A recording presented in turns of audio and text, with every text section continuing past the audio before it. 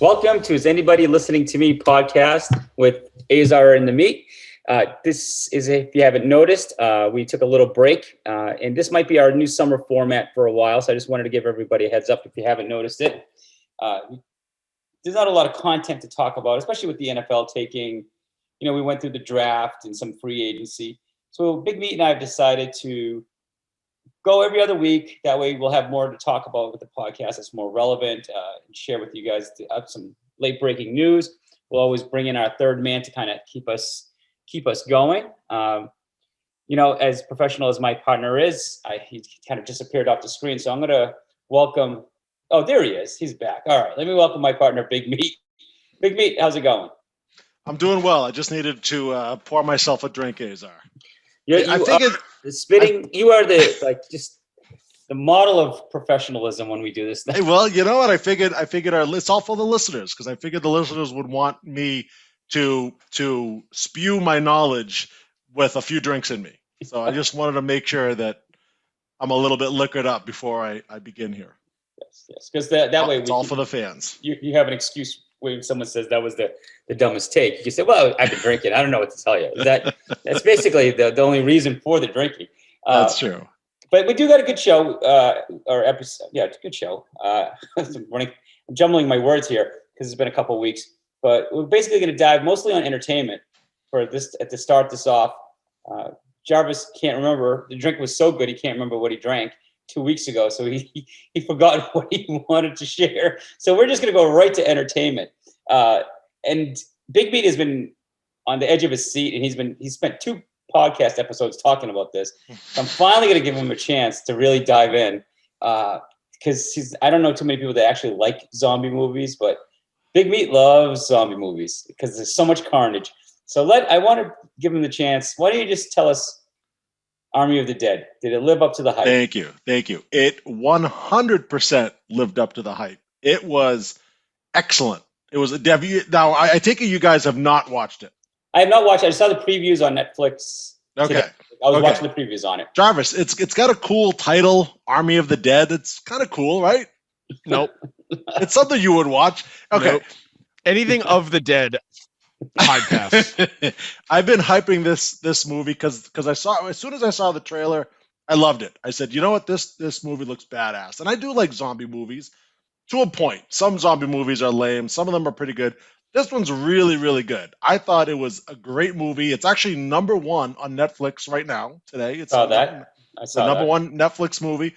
It wasn't perfect. It had a couple of weird storylines that didn't really make sense. Some of the character development was kind of strange. But it just in terms of the action and just the general plot of the movie, I thought it was great. And the way it ended, it built it up for sequels. They could even actually come up with a prequel. The way they told the story, they can actually come up with a prequel movie, and it would work out. So it was good. If you haven't watched it, and especially if you're a fan of zombie movies, this one was great. It was one of the better zombie movies I've seen. If you liked World War Z, it was a little bit similar to World War Z because it wasn't just zombies that were just kind of walking around really slow, whatever. Like these zombies can think and they can run and they could do a little bit more than your typical zombie. So it was great. Batista I thought was excellent in it. Batista was good. He was right up your alley, Azar. He didn't really talk a lot. So he's not a good actor, but because he didn't talk a lot, it was just a lot of just low monotone voices, it's grunting, whatever. And it worked. It worked for that role. So that's very good movie. Very good movie. In fact, I'll even go so far as to say it's the best movie I've seen in 2021 so far. Wow. I'll say that. I'll go so far as to say it's the best movie so far. Mortal Kombat was close. I like Mortal Kombat. This one I thought was a tick better than that. So the bar isn't so far. I was thinking about because I actually watched Those Who Wish Me Dead, and just like you. Yes, dead in the title. That's the theme of this this podcast. It wasn't a movie. It wasn't bad. It was actually well done, and it actually had the guy that plays the Punisher as one of the lead characters from the Netflix series, which I like him as an actor, so he was good in it. And obviously Angelina Jolie is a good actress.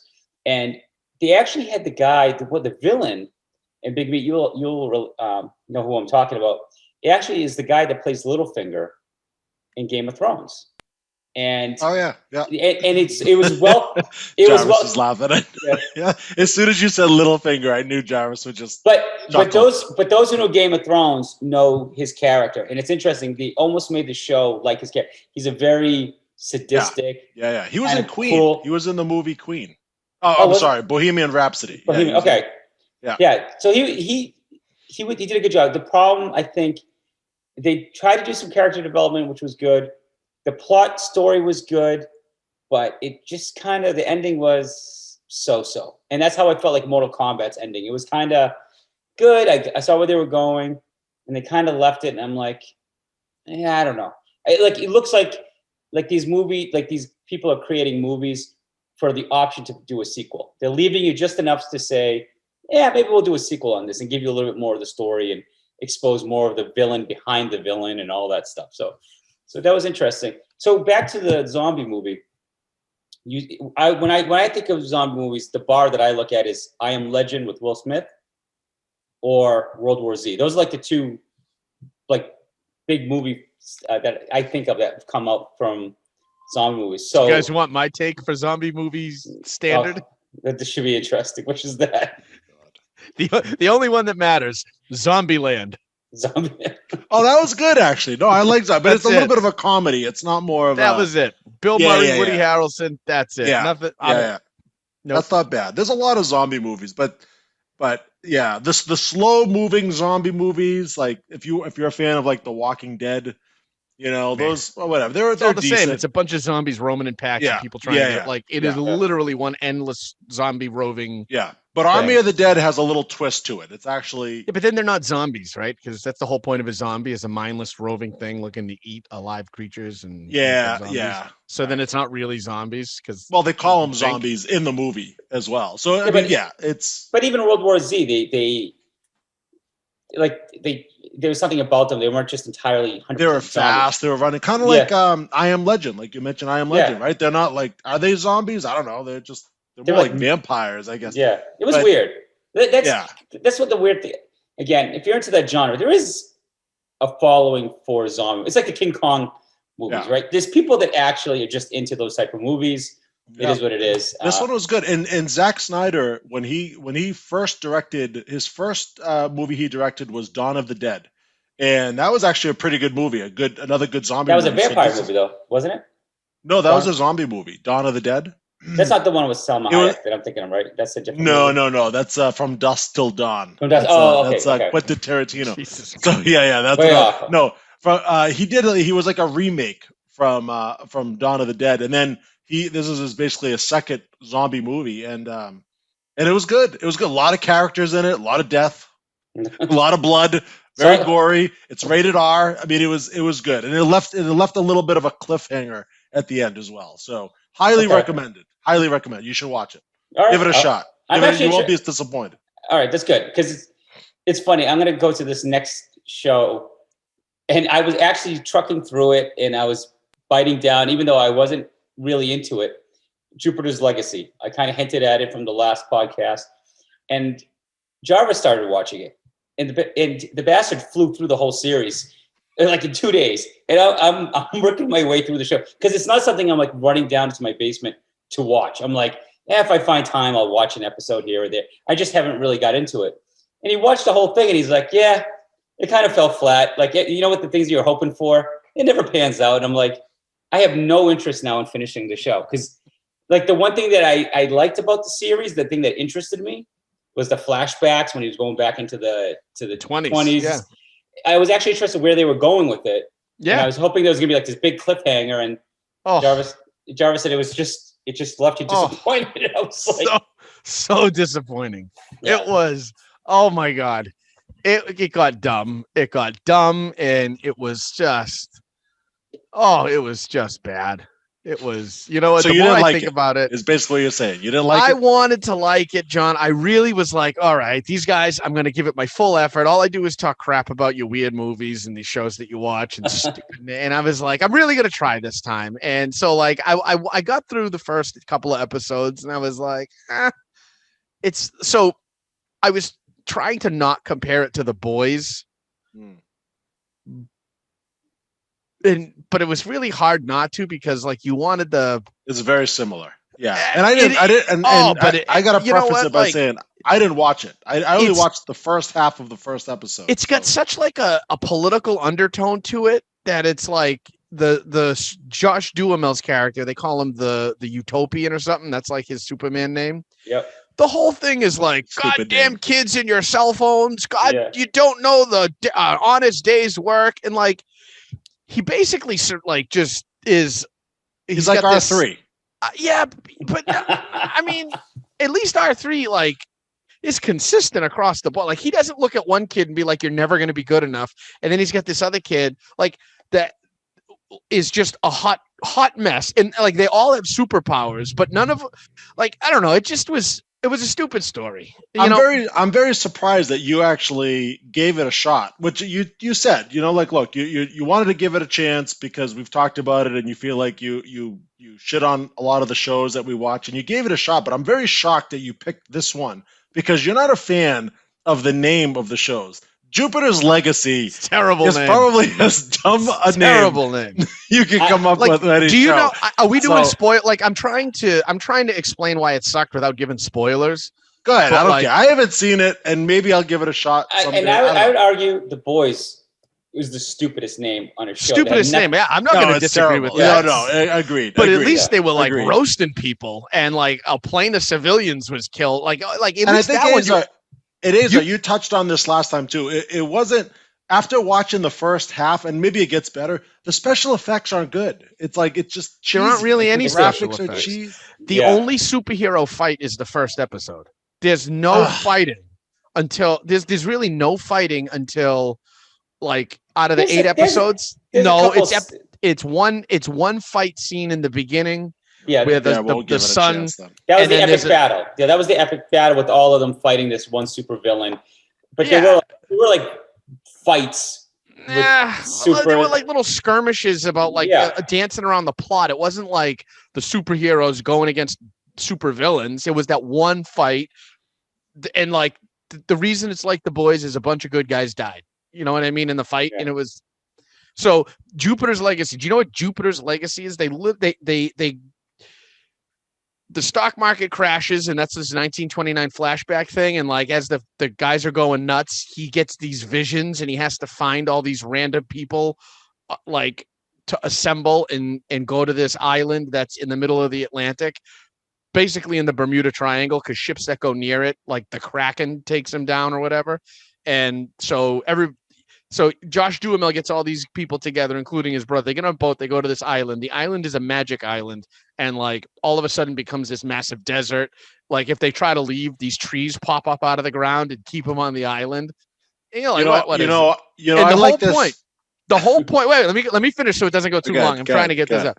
The whole point is that like they preface that they had to go through this great ordeal to earn these powers, and that the superheroes today and the current times don't appreciate their powers. But as they're on the island, they literally just bicker and argue with each other, and they like get to the next part of the island when they kiss and make up.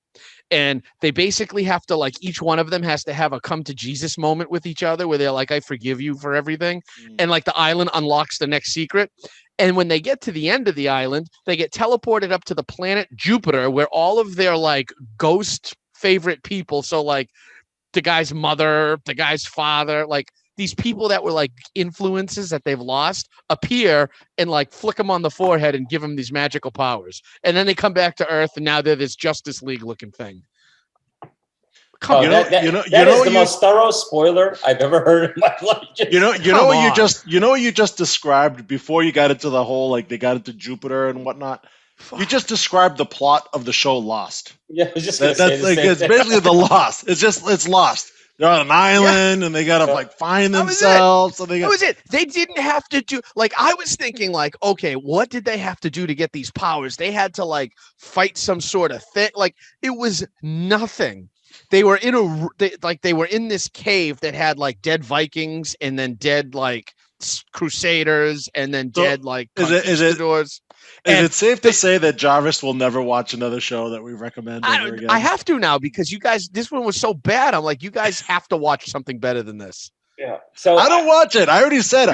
John, it got so bad. They were in this room. They were in this cave with I dead got people halfway everywhere. through the first episode. I said, I can't watch this anymore. I can't. This was the big obstacle. They all put their hand, like they're all stuck in this giant crater with like a group of dead Vikings, a group of dead Conkeys, like generational like groups that were sent there before them that didn't make it out of this room.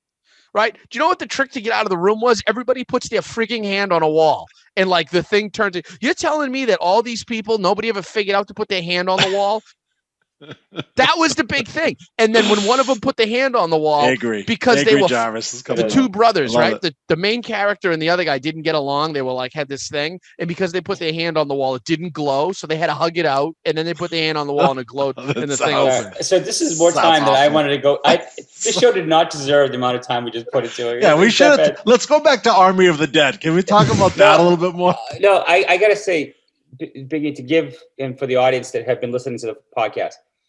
If you know the way I feel about characters, if you're a whiny bitch as a superhero and you're a whiny bitch for 8 episodes, the show sucks. Like it is, no one wants to listen to people piss and moan and be negative and whine for 8 episodes. It was so grueling because it's all they did. And I don't know, and not to go on a political tangent, I don't know what happened with Netflix, but I feel like the crap they're putting out, there hasn't been a lot of good things. Like what was the last thing that was captivating? Yeah, Tiger King. Army of the Dead. Tiger King was probably like the last thing that people had a huge buzz on. That they were like everybody was talking about on it. Netflix. Yeah, last year. Yeah. And Cobra Kai was Cobra Kai Netflix? Yeah, technically, yeah. It was. The first one was on. They bought the rights. It was YouTube, right? Yeah. Right. Cobra Kai. Okay, so I'll end it at Cobra Kai. Yeah. Army of the Dead doesn't have any of that woke like political stuff. Like it, I at least I didn't experience that at all in that movie. Yeah, so it's just interesting. I don't know because it seems like I know the leadership they brought on some people, and I'm like I don't know what's going on. Listen, the concept of Jupiter's Legacy was actually good. The execution of telling the story was hot garbage, and I'm not allowed to say that more than once in a podcast now. Yeah. I was told. I was given the feedback. Hot garbage anymore. Can't say it anymore. And it goes back to what Big Meat always complains about: lazy writing. Like lazy writing is the worst. And that was the thing that I thought that kept Those Who Wish Me Dead from being a great movie. Was the whole plot was this forensic computer guy was investigating something. And he found something, told it to the DA, and then the people that they caught doing something illegal. I don't know if it was a senator. They never really tell you. It was these powerful political figures. They had them assassinated, and so they were trying to get this information before it was made public. You never actually learn what the people did. I'm like, we went through the whole episode and movie, and you don't even know what the person found on the computer, what they did. Or who like the main villains were or anything. It was just the assassins that were sent out was the whole movie. And I was like, well, that's kind of crappy. Like you just had us run through this whole movie. You're not even going to tell us what this was all about. It was just like they were killing people and didn't care who they were killing. But you're not going to tell us why they were killing these people. But it was just kind of bizarre. But again, lazy writing. I feel like lately it's just been, I don't know if it's the pandemic, COVID brain. People are just... Well, I mean, I actually, that's why I mentioned earlier with Army of the Dead. It is the best movie that I've seen this year because there really hasn't been a great movie this year. I haven't seen Wonder Woman, right? That came out in January. That was December. Awful. That was Christmas. Yeah. Was it? Okay. Well, anyway, I'm gonna throw that in there as well. Sucked either way. That bad. Yeah. It was that bad. Mortal Kombat was good. It was good. Not great. It was good. I'm just trying to remember like movies that I've seen this year. There hasn't been a good movie. There's been great shows. Like WandaVision was great. There hasn't been a great movie. That's why I look at Army of the Dead. So far, it's been great. I know I stopped to watch it. I know we were joking about it, but my coworker actually watched the Michael B. Jordan movie, and they said the action was good. But again, they said the story wasn't great, but the action was good. So again, it's a movie that you're like, it's just not complete. Like, is it like? I wonder if it's similar to Extraction. with Chris Hemsworth. Chris Hemsworth. I love that. That movie was That was a great. good movie. The action in that was superb. It was exceptional action. I mean, the story, well, whatever. The story was good too, but I thought the action was great. Yeah. And I wonder if it's similar to that. So if it is similar to that, I'm willing to give that one a shot. Yeah, I gotta sit down. I'm so behind on things that I want to watch. I'll be honest. I know Jarvis touched on it when we decided what we wanted to talk about, but we kind of put a pass on it. I'm trying to get caught up with all the WWE documentaries, and I don't know what Hulu is doing because I missed the original airing of the first episode of Macho Man. So I went to go find it, and they won't make it available till this weekend. And I'm like, are you kidding me? Like, it's almost like 2 weeks. And there's these other episodes that have already played, like the Ultimate Warrior one, the Shawn Michael ones. And I'm like, man, I got to wait for these to get replayed. Like, they're just not, I don't know what Hulu's doing. It's not automatic. Like, they're already available. You can't watch it. You don't have Fubo? I don't have. I have Hulu. You don't have, like, A&E, like, you could probably get that on a lot of, you probably would have to pay whatever the fee for it. I'm gonna wait, but the point is I'm just behind on so many things I want to watch that it's just driving me crazy. You mentioned that, and we're talking about great shows. Like, those A&E biographies are excellent. Like, those are so good, more so than the Dark Side of the Ring. I think, like, I like the Dark Side of the Ring episodes. These are on another level. They're so much better. They give you so much more. The Dark Side of the Ring focuses on like a specific moment, so even with Macho your, audio there. Oh, you did?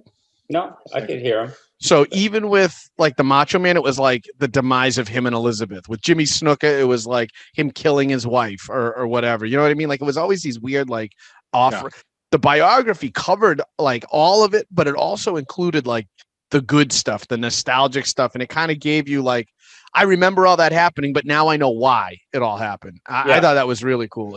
I like the Dean stuff that like I never remember. Maybe I've seen it before. So good. And breaking in and out. Is that me, Jarvis? Yeah, that's John, you're cutting in and out. Is it me? Can you hear me all right? Now you can. Yeah, you can. But when you were moving and getting animated, it stopped. Yeah, it froze when your head bobs. It was a little. It was a little unstable there for a second. Yes, it is right now. You can hear me. No, you're freezing up. All right. Well, it's funny because it comes in and out. Now we can hear you. Yeah, you look fine now, but then you freeze like now. It's just see his big potato head. Look at that. He looks so angry there. Oh, there's the grin. That's so creepy. Goes from an angry thing and then it unfreezes to a huge grin. Yeah. It's very jumpy. You guys, why don't you guys talk and let me just try to figure this out here. All right. You guys go ahead. So, speaking of biographies, Jarvis and I watched this, and I think it aired yesterday, right? The knockout. The first episode, yeah. I don't know about you. I loved Mike Tyson. Oh yeah. In his career, right? Because and my kids actually usually never sit and watch anything that I watch, like biographies or anything like that. They actually sat and watched the Mike Tyson biography, and I was telling them that there is nobody like Mike Tyson when he was a boxer. And I said, just watch when they show these highlights. Literally, it was always the first round knockouts, and it was just so good how much time they spent focusing on some of the fights that he had and just showing those highlights and how vicious of a fighter Mike Tyson was. It was awesome. But it was good.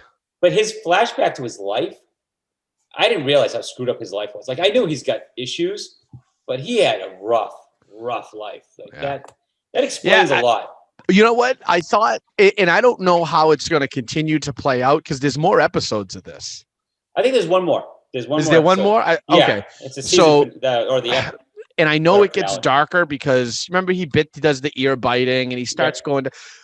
So without giving consideration that hasn't happened in the documentary yet, up till this point, I thought what they did the best was show you all of the negative in a positive way. Like, you didn't watch that being like, God, I rooted for this guy.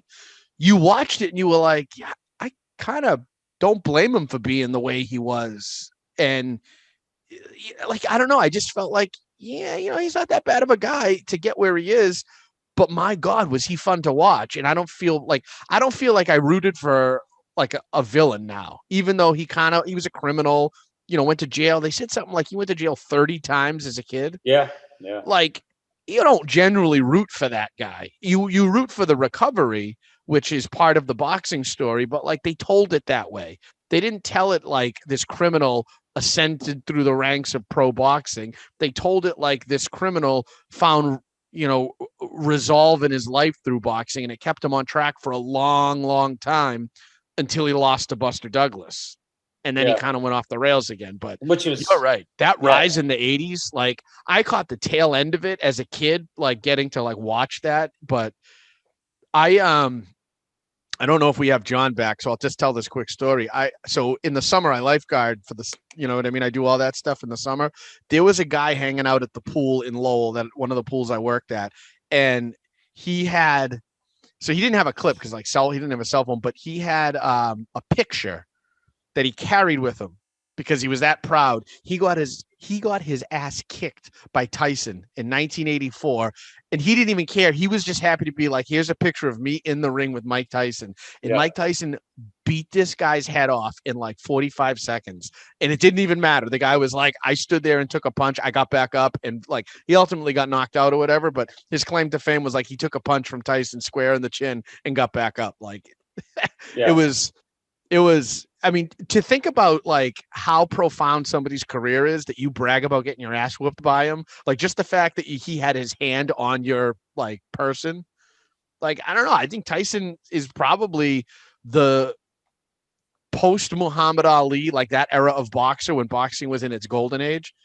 I don't think there's been a champion or even just a career that's been as followed as, like I find Mike Tyson very similar to like Tiger Woods. You know what I mean? Like it's a sport that has its guys, right? Like Lennox Lewis, Holyfield, like these guys were champions, but they're not in that stratosphere that like Tyson is up there. And when he was in, even now, if Tyson would have put on a gimmick and do anything, it would get a massive following, just like Tiger Woods when he does these golf tournament things. All of a sudden, Tiger wins the Masters. It's like the whole world stops and watches golf. When Tyson does something, everybody watches. He's that level for boxing, and so I agree with you, Azar. So, Biggie, you would like this documentary, and for those who might be like, "Oh, I'm not really into boxing," if you like the Rocky story, when you listen to Tyson's life, he was this thug. He's just basically this thug that basically gets arrested. And he was a young kid, and he was like 12. He was 12 years old. They put him in a facility. There's a guy there that boxes. He sees Mike's potential. He likes boxing. Brings him to this trainer, like this world famous trainer, and this trainer turns his life around and becomes like a father figure to him. And then the trainer dies, and then you're like, oh, so you could see where the cracks where Tyson looked at this guy like a father figure because he didn't really have a father growing up. And then you see him lose his trainer, and you can see the impact that it had on him. Then he had the other trainer that kind of took him under his wing. That was like the co-manager or co-trainer that he went with. And then that guy dies. And then he had no one to kind of guide him. And he was just like, man, it just looked like the Rocky story, like, 1 through 3, where, he gets these opportunities to be wealthy, doesn't know how to handle the wealth and all this. There's no one to kind of guide him. And then he tries to find his wife, right? His dream person, like Rocky does, right? But unfortunately, he ends up with Robin Givens, who, like no matter how you spin it, and maybe Mike was a total monster toy, like no matter, but what you did to him with Barbara Walters in that interview, you just basically threw him under the bus, like right there in front of the entire world. It was like you just couldn't sympathize for her. You walked away, you're like, what the hell? Like, why would you air your laundry like that? I love Mike Tyson. So, I didn't even know about this documentary. What is it on? How do I watch it? It was on ABC. It's called The Knockout on ABC. It's on ABC. Okay, that's why I didn't watch it, because I don't watch any of those network television shows anymore. It was well done. So I'll watch it and I know I was cutting in and out earlier. I think I'm good now. I think I got my internet back. I had a little unstable connection there, but I do want to watch that because I do like Mike Tyson, and I know the last, say, 10 years or whatever, right? He was in The Hangover, like he's done all the like he's become friends with Evander Holyfield, who would have thought, right? When somebody bites your ear off, that's kind of like you're dead to me. Like you're not gonna be friends with me ever again. And he's able to just say, "Hey, I want to be friends with you." And he's been just kind of a model citizen since then. So I think he's a good-hearted guy, and I think not knowing exactly what he went through throughout his life, he probably suffered through a lot of that stuff. So I do want to actually, because I don't know a lot about his backstory or whatever. So it sounds like he kind of justifies a lot of that through this documentary. So I do want to watch it. You see how the influences have affected his end result. And I was a huge fan of Mike Tyson. Yeah, so this is certainly right up my alley. But I'll look out for it. You'll love the violence in it, though, Big Meat. That's the best part is they show so many clips of his knockout punches. And I forgot that he had that lift, like he almost jumped to knock them out. Like he just had this and when my kids were watching, I said, what you loved watching it, I've never watched boxing like this afterwards. Like no one fights. Nobody fights like that anymore. Ever. Like nothing like this. Floyd Mayweather has ruined boxing. Manny Pacquiao. Yeah, all defensive, exactly. Yeah, so there's nothing like that era of boxing, that vicious, like just I'm going to go after you and just start throwing punches. And, And I think if his trainers didn't die like the way they did, and I really think Mike Tyson, because he was so young in his career, he probably would have gone down. I think Muhammad Ali is probably still considered the greatest boxer in history still. Yeah. But I think Mike Tyson had the potential to be the greatest boxer in history, like ever. Yeah, like, if he didn't have to go to jail and then, like the whole thing that happened. Right. Yeah, I agree. And the Buster Douglas thing, I didn't realize. He did the Rocky, like with Mr. T. He wasn't training. He was partying. Buster Douglas lost his mother. He was like super in the focused. zone. And the odds of him winning were not even close. And then he comes in and beats the crap out of Mike Tyson. And I never knew why he lost, like why Mike Tyson lost. I just knew he lost. And by then he was kind of the villain. Mike Tyson was kind of... Well, because it all had started to come out like about his personal life and all that. Exactly. Yeah. So he was turning into a villain. So you kind of like the king got knocked out. Yeah. Sure. And now you look back at it and you're like, man, I wish he didn't get knocked out. Now if you think about, not to get like too deep in this, but like if you think about all the people that rise to the top, right? They become like the king of the mountain. Almost every single one of them, they get knocked down. Like there's some story that comes out. There's always like people hate to see people succeed. And like it happened to Mike Tyson, it's happened to Tom Brady, it's happened to everybody who's like succeeded, and people just knock them down. And it's like sometimes people just have to step back and understand the facts. Like what is going on exactly? Yeah, but jealousy is too hard to overcome. Most of that's from jealousy is a big part of it. Yeah, exactly. It's like where else are you gonna go? You're at the top of the mountain. It's like, all right, and I want to be up there, and it's because they want it up there. Not that they can even make it themselves, but they want to take whoever's up there down. And it's like me. It's like me being like so right all season about being right about predicting, and all of a sudden everyone's attacking me. Everyone like wants to bring me down. I gotta say, so I know the feeling. Tyson started. If you watch the video, it's interesting. He was actually more humble. It's only when he started getting like later in his career and all his problems, he started becoming more of like this arrogant ass. Yeah, and I think of like Jarvis. Some of or R3. When you're talking to R3 sometimes. Yeah. But it's funny because I think of like these big like hero, like A-Rod, like was supposed to be like one of the greatest baseball players. He was like an arrogant prick. Like he wasn't likable. LeBron, not likable. No. Something about those guys, like just something. There's no like humility about them. They're just where Tom Brady, he is a humble. Like he does acknowledge. Like I just wish Brady wasn't such a weirdo now. Yeah. That's his wife though. That was once he. But what are you gonna do? All right, that's another Tom Brady. But that's a good segue to the NFL. Okay, so let's talk about another a-hole. I like this, Jarvis. Thank you. You helped us segue from one a-hole. Let's go into a real a-hole, and who's an arrogant prick, Aaron Rodgers, and the rumors. And it's looking more and more that I'm hearing, is it possible Aaron Rodgers really does get traded from Green Bay and end up on the Broncos? And Yes. Jarvis, you said you heard something that kind of gives it more legs, or like from the betting perspective? Like, I did. I heard, and as we talk, I'm going to look up what the lines are right now, because it was over the weekend, and on the radio they do like sports betting, odds, whatever. And one of the bets that is out there is Aaron Rodgers, odds that Aaron Rodgers stays in Green Bay, but also landing spots. And as it stood over the weekend, the favorite was for Aaron Rodgers to actually land in Denver. Denver was favored. I think it was so when you're betting under, like the underdog is a plus number and the favorite's a minus number. I think Denver was the only minus number that I heard on that. And so it was plus for him to stay in Green Bay, plus for him to go to the Raiders.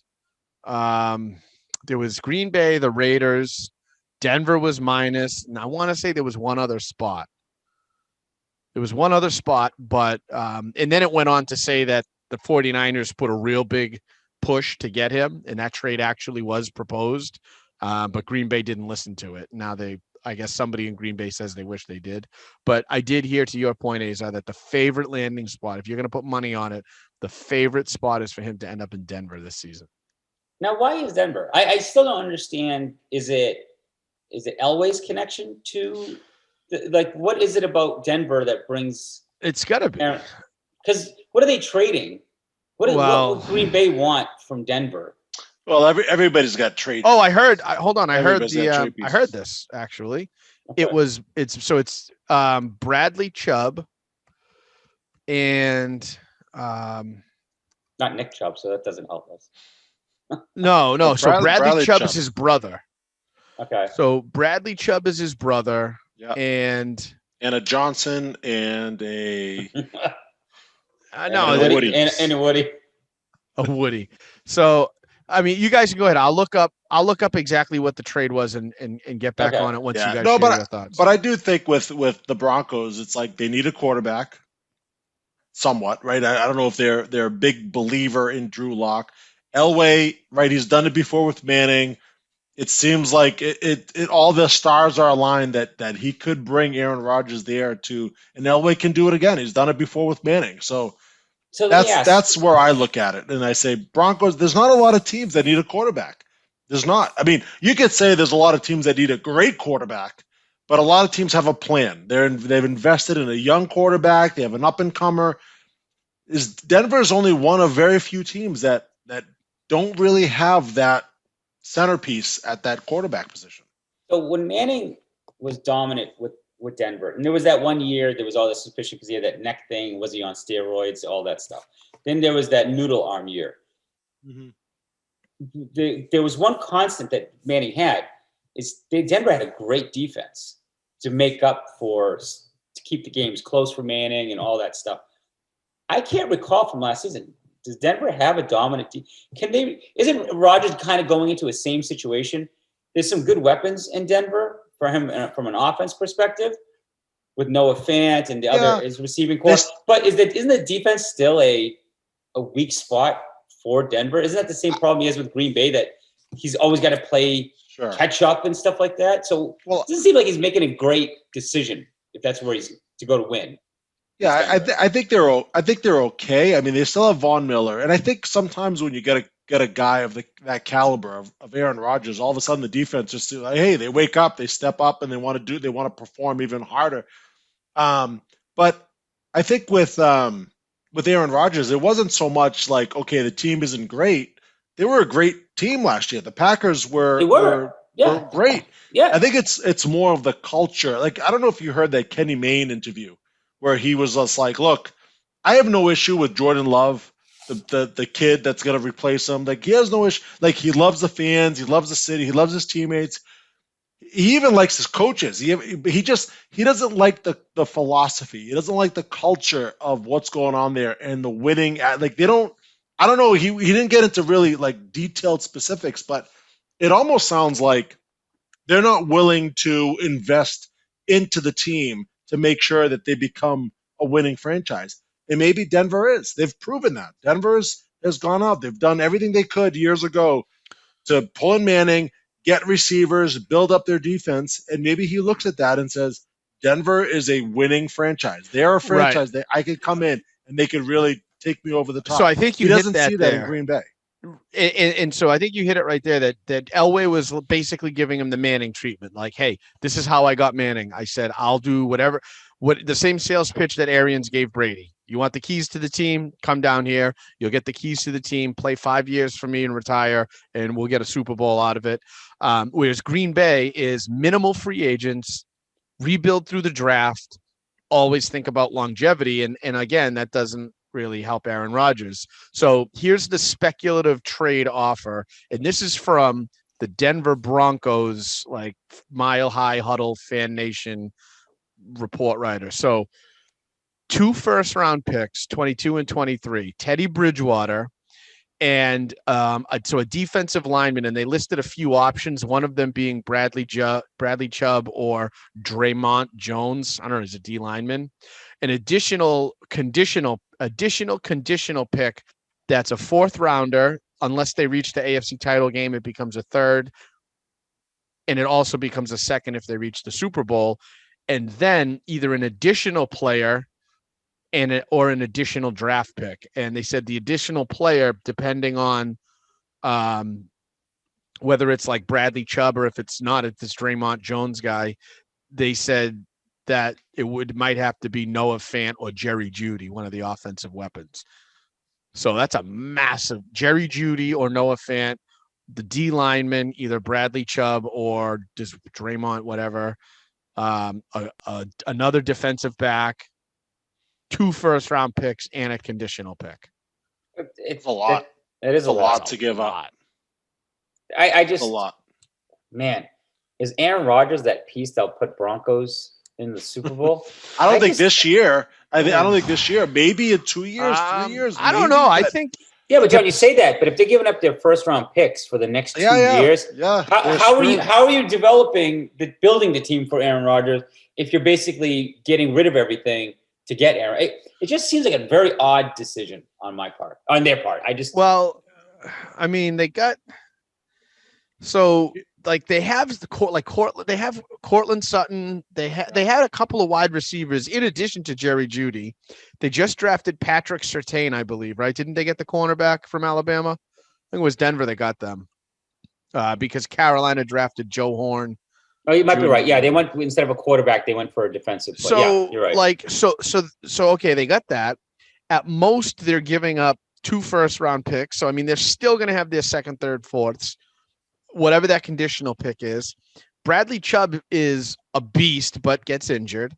I think he had a ruptured Achilles last year, so he's kind of damaged. I don't know anything about the cornerback that's not Patrick Surtain. I don't know anything about the D lineman, but like they still have Von Miller. They still have a pretty good defense. They just had shit at quarterback. I mean, they were actually a pretty good team.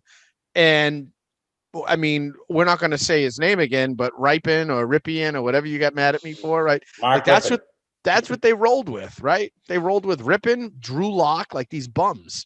And they're not going to be. They still have Azar's boy, Melvin Gordon. They still have Melvin Gordon, right? They did get rid of Phillip Lindsay, but wasn't he one of your boys, Azar? No, that wasn't mine. That was you loved him a few years ago, didn't you? No, you did a few years ago. Yeah, you did. Don't denounce it. You were a Melvin Gordon. You take snake. Take snake right there. I hate that word. I don't even know what it means, and I don't like it. You know what it means, you slithery take. So look at that's the haul. Aaron Rodgers. I think Elway is crazy enough to do it because he's desperate to not be a fraud. Like a one-hit I think he is. I think he's going to be playing for the Broncos next year. I think so. It seems like it's leaning that way, but that's a lot to give up. Well, they're basing it on Watson and Wilson. The ask for Watson and the ask for Wilson was 3 first-round picks. So if you're not going to give up 3 first-round picks for Rodgers, they're still going to ask for 2, a conditional, and then 2 players. And depending on how all that shakes out is what those 2 players Wilson are. and Watson are younger. I know Watson's going through his own issues. And I just don't know. I mean, I know Rodgers was MVP. He just came off of an MVP year, but it's Right. He's 37, 38 years old. I was gonna say he's an Yeah. older. But So this also wasn't out. I mean, what's crazy is this came out of Denver. Like Denver thought of this like it was a good idea. Yeah. Not like it was Green Bay being crazy. So that's why I shared that. You know what I didn't like that? I don't know if you heard the Kenny Mayne interview. The one thing Rodgers said that I didn't like, I thought it was kind of like a little bit of a douchey comment, was Rodgers saying something douchey. I'm shocked. Yeah. Shocking. I'm shocked. The hell you Shocking. say? Hell, he's a douche. The hell you say? Go ahead. I'm sorry. But he was just like, he just said like, oh, like this started last year when they drafted Jordan Love, and then he went on to say like, oh, I love Jordan Love, like he's a great kid, blah blah blah. But he ended up saying like, yeah, but then the cherry on the top was when I won MVP of the league. Like that's what like set me over the top. That's when I thought they were going to. It's almost as if him bragging like to himself, like, "Hey, I was MVP last year. I'm the man. I am the best quarterback in the league." It does matter to him. Yeah. That's very selfish. I don't know. It rubbed me the wrong way. Like when he said that. Like I don't know. And to be fair to Green Bay, and as much as like when we watch some of his games over the years, it's not like they always lost because the team around. Sometimes Aaron Rodgers screws up some of those games. Like he's not perfect. Like he doesn't. A little bit of a gunslinger. So I'm trying to understand. Like I get that you're good, and I never understood the comparisons to him and Brady. I'm not sure why they even put him in the same class. I feel like it's kind of insulting to put Rodgers. He's not a winner. That's what drives me crazy. He acts like he's this. Have you heard him talk about? Well, he's a winner. He's got a ring. One ring. But like, have you heard him answer that question? How they like he answered that question once about how do you define who the top QB is? And he's like, you can't really define it under one answer. He's like, you can have the quarterback who's won the most in the league, but then you can have the quarterback who has the best mechanics in the league, and then you have the quarterback that has the best this. And he like quantified one thing for Brady, and like the rest were like his qualities. Like he's more mobile than Brady. He's got a bigger arm than and he picked apart like aspects of his game to make him like the best at and like level the playing field. At the end of the day, you know what it comes down to? It's what's in his brain. That's all it is. It's like if he just set his ego aside and be more of a team player and said, you know what? I don't need to be a gunslinger. I don't need to throw 50 touchdown passes. I don't need to be running around going crazy. If I'm drafting him every year, for your fantasy football purposes, you do. Yeah. But if he looks at himself and says, look, I'm going to do what's best for the team and be a winner, and maybe, hey, restructure his salary to give it to the rest of his team, he would be a winner too. He's a great quarterback. There's no doubt about it. It's in his head. He needs to think the way Brady's thought the way throughout his career if he wants to win more championships. And it doesn't seem like he's learned his lesson and doesn't seem like it's going to happen. I don't endorse the personality. I endorse he throws the smoothest ball in the league. I think he should just retire and just be the host of Jeopardy and just be done with it. Let me ask you. Let's do a better comparison.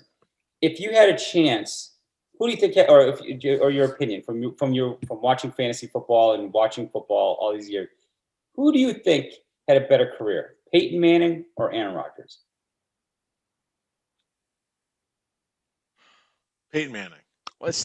Peyton Manning won twice. He went to 3. But he went to 4.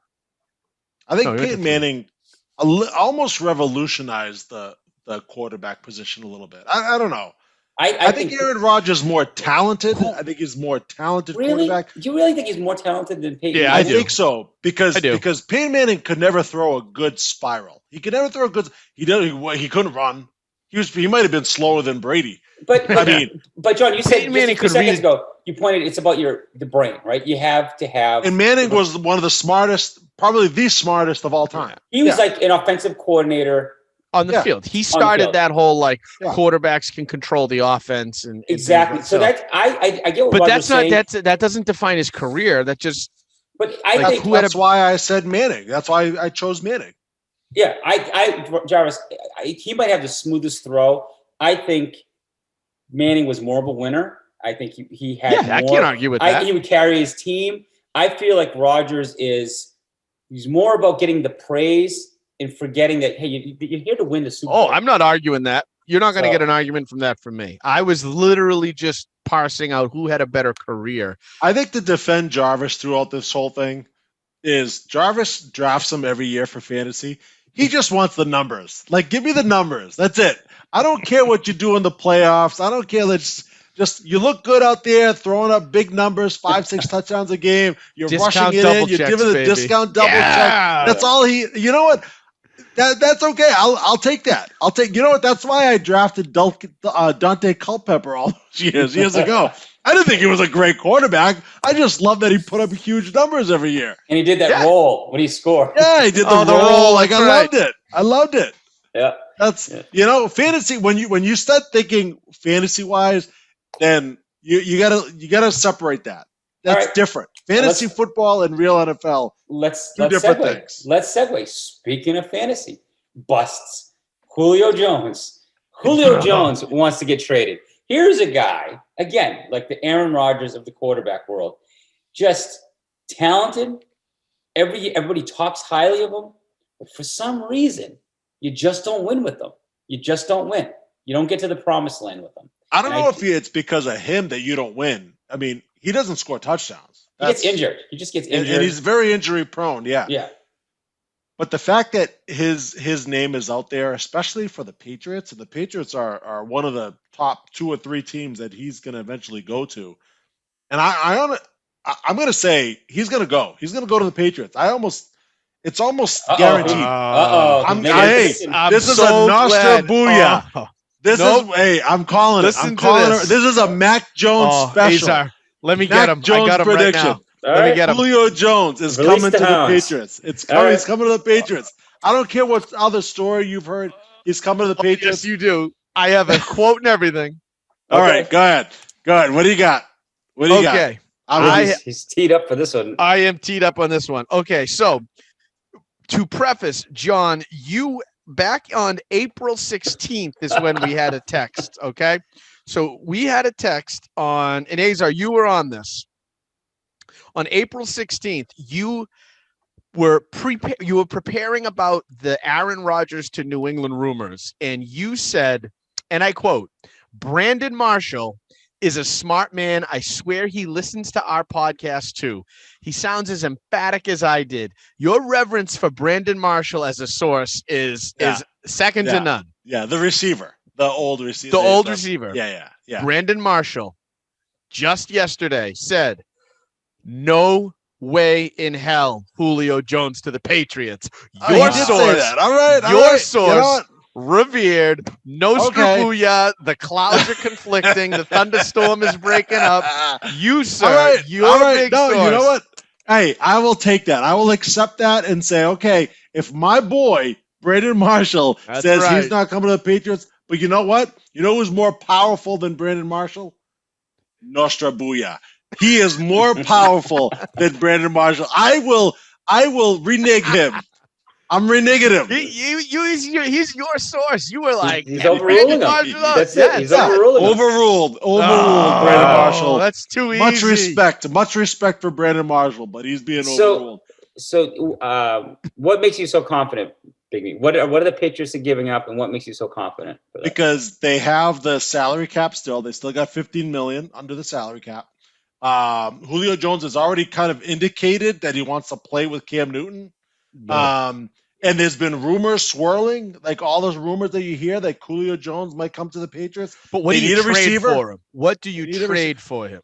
So what I would give up, I would never, ever, at this stage of his career, and because he's injury prone, I would never give up a first round pick. And if that's what they're at, if that is what they're asking for. That's their ask. If that's their ask, then I would say no. Now it's up to, if it was up to me, I would say no. I don't know what the Patriots are thinking. What's Nostra Booyah say? You just went on this pontificating rant about how it's going to happen.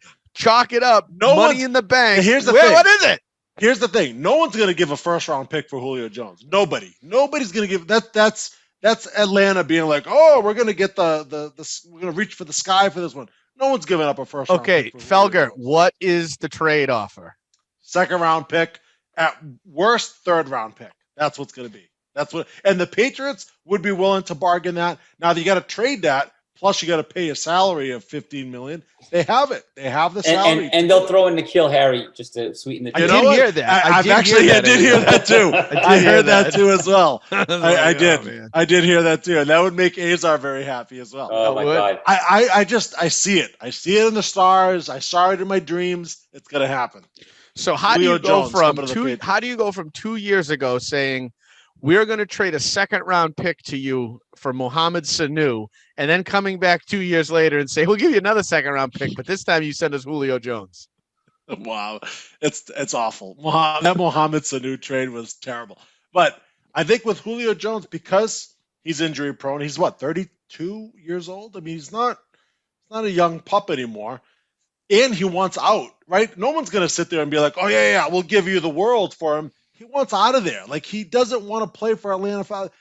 Atlanta's hands are tied. They got to get rid of him at some point. He went on and Shannon Sharp called him on the phone. He screwed him, though. And screwed him big time. He didn't know that he was on. They're talking about that being like a lawsuit. Yeah, exactly. When I first heard it, I was there's no way. There's no way that's Julio Jones. I said, there's no way. I don't think it's really his uncle. I think it's just like he was just talking. I don't think he's really his uncle. I think he just said, "What's up, uncle?" Like, "What's up, brother?" But like, not really his brother. Yeah, right. For those folks, that was Jarvis's hood talk. Hold on a second. We need our translator R3 to make sure. Was that accurate? I actually said brother like Hulk Hogan. All right, so there's a little bit more of a wrestling brother. Let me tell you something, brother. Yeah, he wasn't talking to his brother, Azar. Come on. Get with the generation. When they were talking about the radio, they said like you thought he was his uncle.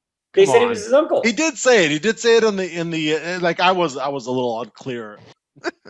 But Shannon Sharp is such a Patriot hater and Brady and Belichick hater. Yeah. Shannon Sharp coming out and having that with Julio Jones.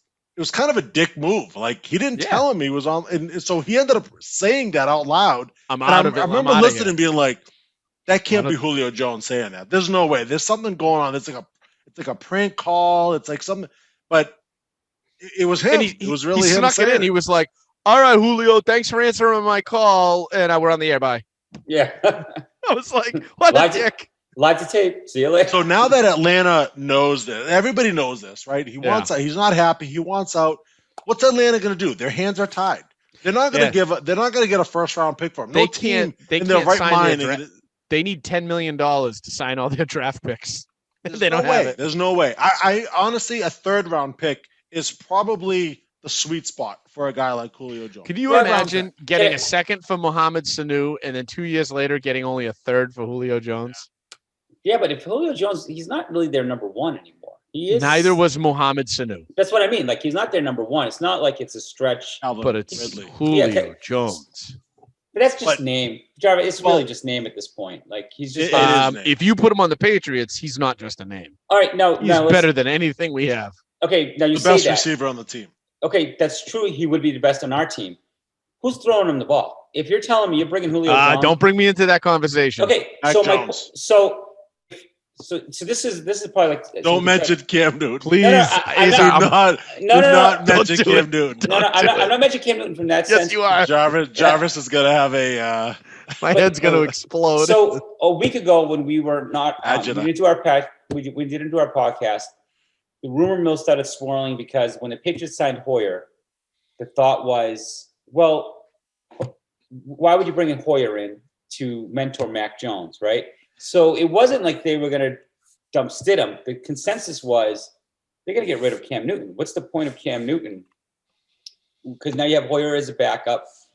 Would they actually start Stidham, give him his chance, and then work Mac Jones in the first year?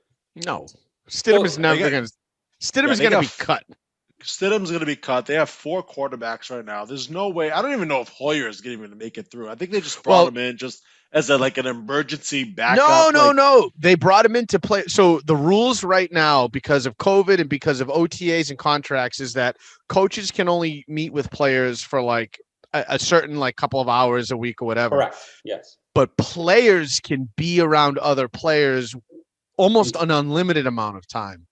Yes. As collectively bargained. So they signed Hoyer instead of hiring Hoyer as like the QB coach. They signed him as a player, so now he can just be with Mac Jones and essentially coach him for hours and hours and hours. Like, I love it. So does that mean he has a chance to win the starting job? No. Who? Mac Jones.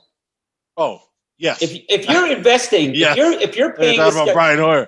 Yes. But if you're investing this money to have someone mentor Mac Jones that knows the play, Hoyer knows, he's been in and out of the Patriots system. It's his style of play that Mac Jones. You're basically grooming the kid to be ready to play. And so I'm tying this back to Julio Jones. If Julio Jones is sitting there saying, I want to play with Cam Newton, and the Patriots know Cam Newton's not going to start, you're going to go and bring in Julio and say, by the way, it's not going to be Cam. Just, we're going to cut him. No, I would say keep Cam on the roster. Let him sit on the bench next to each other and be like, hey, you're playing with him. There you go. Right there. He's right you're there. His buddy. You get a room together if you want. You got to have a locker right next to each other. Like, That's it. Yeah, I love that you said that, Jarvis, because I was going to say they think very highly of Brian Hoyer to the point where they want to probably make him a coach, one of the coaches in the future, maybe a QB coach or whatever. They want to give him a job. It's because they think that highly of him. For him to come in and be a little bit of a mentor and be kind of like that QB coach to Mac Jones, that makes a lot of sense to me. I love it. I love that. I love the thinking behind that. Stidham is gone. Stidham is he's just a forgotten guy. Like, he's just there on the roster now. He's going to be cut. There's no way they're gonna stick around with him. They drafted Mac Jones in the first round, for crying out loud. But that's a what do they need Stidham for? But that's a Nostradamus prediction. But that was debated on talk radio. I know, like, one of the shows, Zolak was saying, it's not unheard of some teams just keeping 3 to 4 quarterbacks. Just 4 is a lot. 3 is not. But they were going through teams, and there were a lot of teams that actually had 3 and 4 quarterbacks on the roster. Today or during the season? I think 3 is the most during a season that they have, right? Yeah. 3 is kind of like not uncommon. Yeah, right.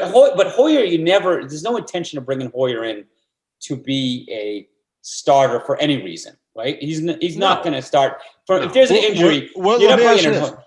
Would you be surprised if before the season starts, Hoyer announces his retirement and then gets hired to be on the Patriots? No, that'd be ideal. I'm just saying, why get rid of Stidham? He's not costing you money, and they're not going to go out and get another backup. He's a roster spot. Yeah. He's a roster spot. I could care less whether it's Stidham or Hoyer that occupies that third spot. It's the last year of his rookie deal.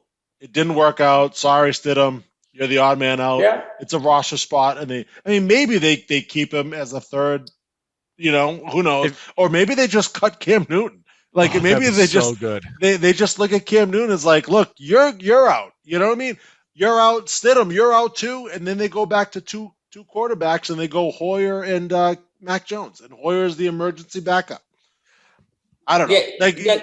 There's so many different things that could end up happening. Now, wasn't there a quote when we were on our off week where Edelman was interviewed and they asked about Cam Newton, and he made a comment? I don't know the exact quote, so I'm just kind of like just throwing it out there, but there was something to the effect that Cam Newton, because he's in great shape, but where he's focusing, he's not focusing on the right thing. It's sort of like Edelman was saying that he needs to focus on what's important, and that's his throwing versus how much he's doing in the weight room and how good he looks with his shirt off. Like, I think Edelman was hinting to that. And I know they blew that up on talk radio a little bit. Like, that was a pretty powerful quote from Edelman, who played with Cam Newton. That Cam Newton's mindset isn't, I'm going to work on my arm mechanics and make my arm stronger. It's, I'm going to look good. Like, I'm going to be in shape. I'm going to be this. But that's useless if you can't throw the ball. So it's, I don't know. I just don't see Cam making it through the offseason. I just feel like at some point he's just going to just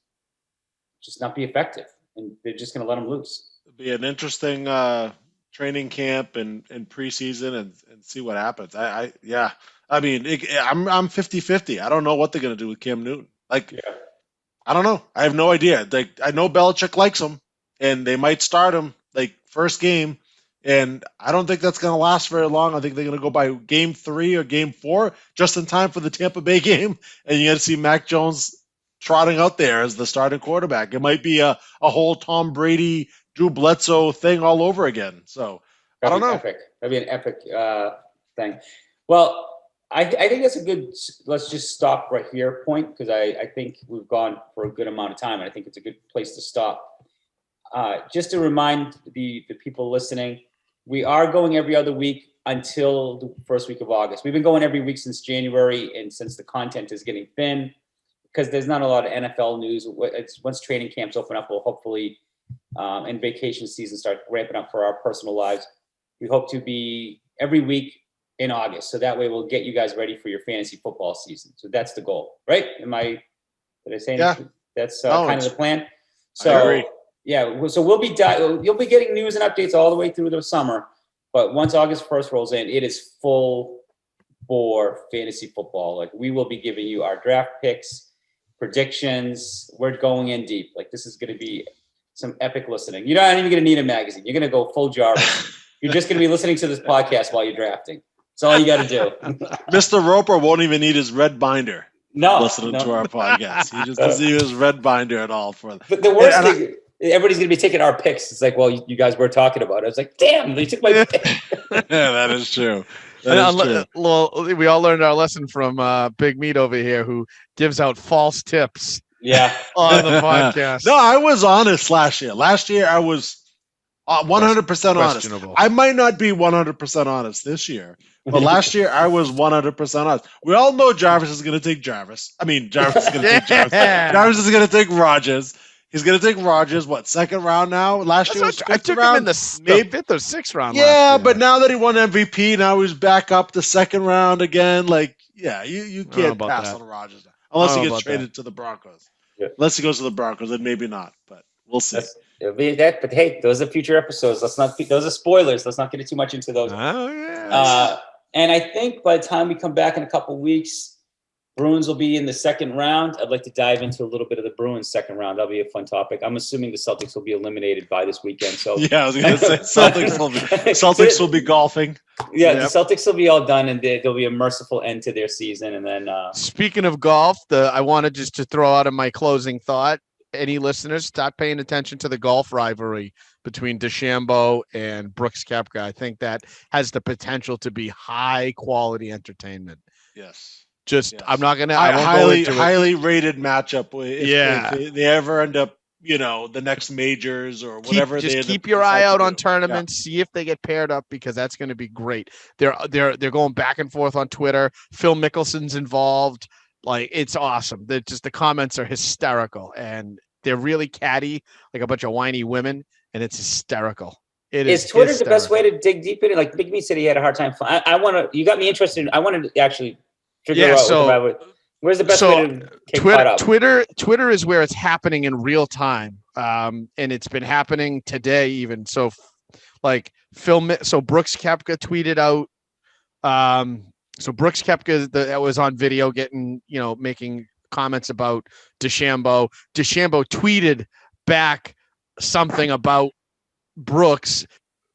So then Phil Mickelson chimed in out of nowhere, like, I feel like I'm too old for this nonsense. Like, but then he posted the Tom Brady, the match, and he's like, but I guess they needed the PGA champ for this, and like tagged the two of them in it and himself. Like, so he threw a shot, and then Brady's throwing shots at Aaron Rodgers about it, and then taking shots at Brooks because he's playing with DeChambeau. Like, it's hysterical. Everybody's in on it, and like, I don't. That's why I don't know if it's like a marketing ploy or but either way, it's awesome because these two guys are so whiny that you're like, I want to see one of you get buried.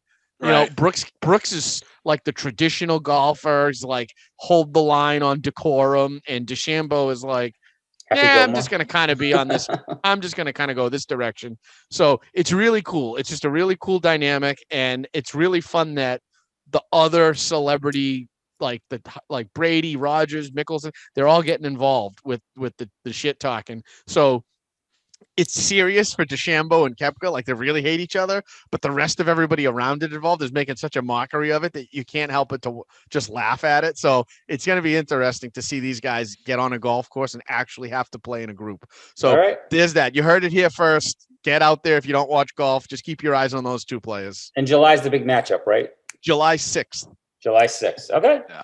Something fun. I like it. Yeah, 4th of July week. That's a good time to have that. That's a good. No, I'm looking forward to that. Hopefully that builds up. Now I gotta go back and look at some of those videos and some of the things that they say about each other, because that intrigues me. They need a rival. Golf needs a good rivalry. They need a good, like, they need that. They need that. Something to two players that kind of hate each other and they go head to head. That would So make it more interesting. I got to give this is a real-time update. Aaron Rodgers just tweeted a video with Tom Brady, Bryson DeChambeau, Phil Mickelson, all of their heads superimposed on the Star Wars fight scene on the skiff with the Rancor, not the Rancor, the pit there, the Sarnak, whatever. So like, it's hysterical. You gotta go and watch it. He's so happy. He's so giddy that Aaron It's hysterical. I wish I could show you. All right, Big Meat. Wicked funny. What's your closing thought? What do you want to wrap it up with? Nothing other than Army of the Dead. Army of the Dead. If you haven't watched it, watch it. Number one on Netflix. All right, definitely. And great zombie movie. My only closing thought is because Jarvis touched on July 6th.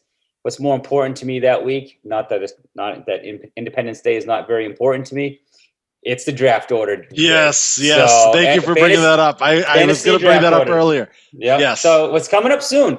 So we'll be actually telling the audience who we're picking, like what number we're picking at, and that's when trash talking usually picks up. So I know we're going every other week, but you're going to start seeing the energy and the momentum for fantasy coming up, and that's our favorite time of the year. So that's my last closing thought.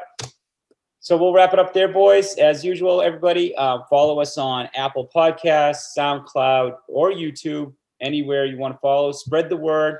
Hopefully, as we get into fantasy season, you'll share with your friends that are into fantasy football. Spread the word if they want to listen to a fun podcast and learn a few things, too, at the same time.